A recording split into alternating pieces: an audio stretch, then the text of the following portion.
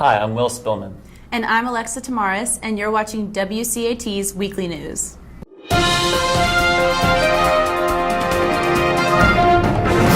AP exams are coming up, and you have to make sure you're registered.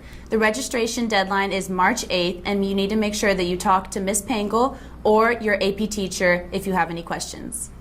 If you're a Campus Center regular, I'm sure you've noticed there are some obvious differences with the design, the food, and other new things about the Campus Center setup. Here's reporter Evie Reardon with student reaction to the new space. Recently, the Campus Center has experienced many new improvements and renovations. I'm Evie Reardon with WCAT. Let's see what a lot of the students have to say. What would you say is your new favorite part of the new improvements in the Campus Center? I really like the booths because more people can fit in and stuff, so that's good. I like the food and I like how it's much healthier now.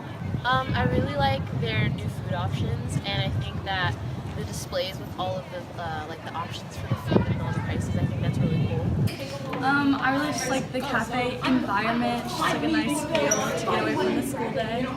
I would say I like the booths because it's easier to do your work in the mornings. The new food. What is your favorite thing to order at the Campus Center? A bacon bagel from Ronnie. With the new renovations, the Campus Center continues to be a center for student life. I'm Evie Reardon with WCAT. Now back to you in the studio. The Campus Center looks great. I'm sure we'll be seeing even more updates to it in the future. Speaking of great, here's reporter Jack Hunter with a new regular feature, Jack Knows Sports. Here's his update on how our Westminster teams are doing and who's looking forward to having a successful enough season to make it to the playoffs and to the championships. Thanks, guys. I'm Jack Hunter with WCAT News. 2 weekends ago, the high school equestrian team competed in the Region 4 finals in Conyers. The team finished third overall, and standout performances were from Anna Harrison, who finished with a third place, and Sarah Ann Brackett, who finished with a third place and a first place. Now on to soccer, where the girls' soccer team squeaked by McIntosh on Monday by a final score of 5-4. Delaney Graham had 2 goals in the win, and Tori Pinn also had 2 assists. Now on to the boys' side, where the boys have started off their season red hot. In the first 4 games, they've outscored their opponents 32-0. Now on to baseball. The baseball team on Tuesday beat Wesleyan by a final score of 8-2. Luke Janetta picked up the win, and Ryan Miller went 4 for 4 with a home run. Now on to boys lacrosse, where the team improved their record to 3-1 with a win over Mount Perrin on Tuesday by a final score of 14-2.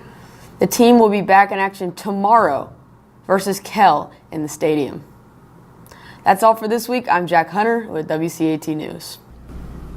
Looks like the spring sports team are working hard to keep their winning streaks. Speaking of winning, this past weekend, 2013 Westminster grad Lily Chin won the $100,000 grand prize on Jeopardy! College Championship.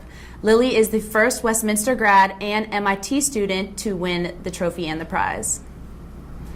In other news, boys from all 4 grades will be playing in a 3v3 basketball tournament in order to raise money to alleviate hunger. 25 teams will compete in the games this Friday in Turner Gym, so if you're available, come out and support the team of your choice. Lastly, I'm sure everyone's ready for spring break, and while some are going off to exotic vacations or taking some much-needed relaxation time at home, there will be some Westminster students who will be spending time with their sports and Westminster activities over break. Here's Will Smith with the head choral director, Dr. Walters, on the annual ensemble trip. With spring break coming up next week, many different students are headed to many different locations. One of those being Paris, where the ensemble will be traveling to with new choral director Chris Walters. We caught up with him to see how the trip is going to go. Yeah, so Ensemble's taking a trip where we're going to spend 3 nights in Normandy and 3 nights in Paris. And it's a pretty cool opportunity for us to sing at some, pretty amazing venues. So, for example, we're going to sing at a wreath-laying ceremony at Omaha Beach, Normandy. We'll sing at some pretty amazing sacred spaces. So the cathedral, Notre Dame in Rouen, which is the city in northern France, and then a couple of them big churches in Paris, La Madeleine, which is pretty famous church. Some really important French romantic composers were organists there, Camille Saint-Saëns and Gabriel Fauré. Fauré was the piece, the Requiem by Fauré, the upper school courses did last year.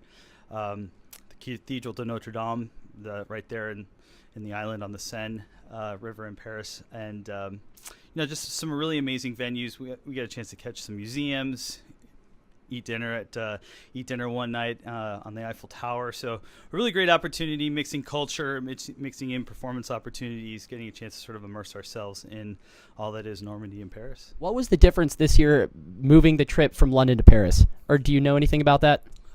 Well, so the ensemble, what they try and do every year is they try and hit various spots in Western Europe, or at least they have historically, and we try and give those who are in ensemble an opportunity to be in great places, but we don't want to go to the same place every year. So it's the similar opportunity to sing in great spaces, immerse ourselves in culture, be in the venues that this great choral music is supposed to be received in. So that's the idea behind the ensemble trip, whether it was last year or this year. Thanks, Dr. Walters. Thanks to Dr. Walters for taking on the new responsibility of leading the ensemble. Back to you guys. I know it's what the ensemble looks forward to every year, and I know they're excited to share their beautiful music around Paris while they're there. While some of Westminster's best singers will be headed to Europe, the girls lacrosse team will be spending their break as a team. They are headed to Jacksonville, Florida to play 3 or 4 games, and if they're lucky, they'll be able to hit the beach in between games. Sounds like a great trip, and we're rooting for the girls' WCATs. That's all we have for this week. I'm Alexa Tamaris. I'm Will Spillman. Have a great and safe spring break, Wildcats.